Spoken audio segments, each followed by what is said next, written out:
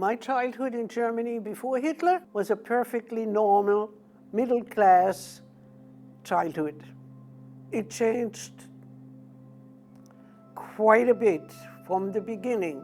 I was the first child born to Edmund and Friedel Kahn. We had a maid, a beautiful apartment with a beautiful, garden area. One day in the morning, there was a telephone call from the Gestapo. We are going to be deported tomorrow, go home. And then came October 22nd, 1940, when the police appeared, the Gestapo appeared, and arrested us. So we were taken to the railroad station. Little did we know that we would be taken to a concentration camp. And eventually we were put on a train. No idea where we were going. We knew we were going to France, and there were trucks, and these trucks took us to Gurs, to Camp de Gurs. So we got into Gurs, wooden barracks, totally bare.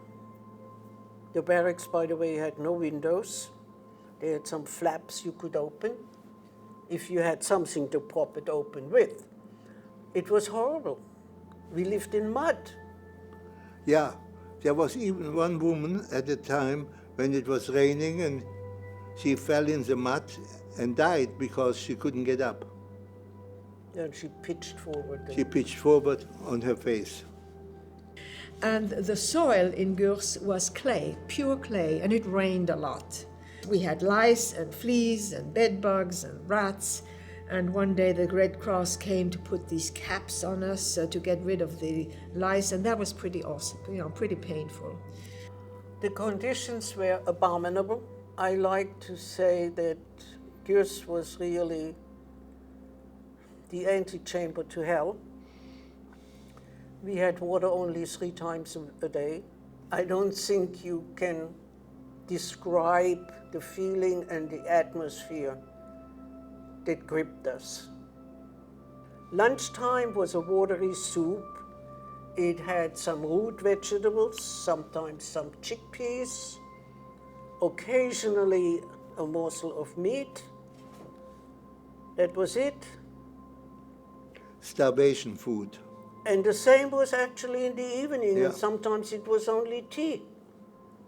So you had to be very careful with that little bit of bread you had to make it last for 24 hours. You had some straw on We the were given straw. floor, which was put on the floor, and that was it. Many, many people were on the floor. And one day, actually, a group of nuns came and took us out for a day, and they took us on a hike to the Pyrenees. And this is the first time looking down from the Pyrenees, from the height, onto this vast array of barracks. The first time I really became aware of what a miserable, miserable place I was relegated to. And the fact that, here I was free for a moment, but I was going back to incarceration, imprisonment, barbed wire.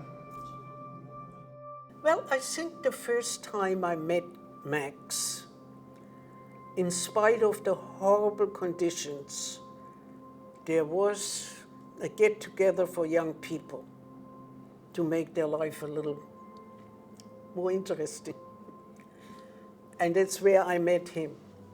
And the second time I met him, I heard him play the cello because there was a cultural life eventually. And I liked the way he interpreted the music. So here we are, 76 years later. Yeah. There were social service organizations that could function in Gurs.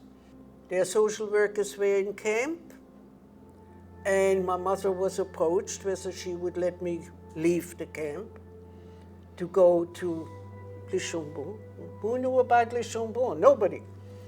And we would be placed in a home run by the Swiss Red Cross. And Did I want to go? Yes, of course. Who wouldn't want to leave this place?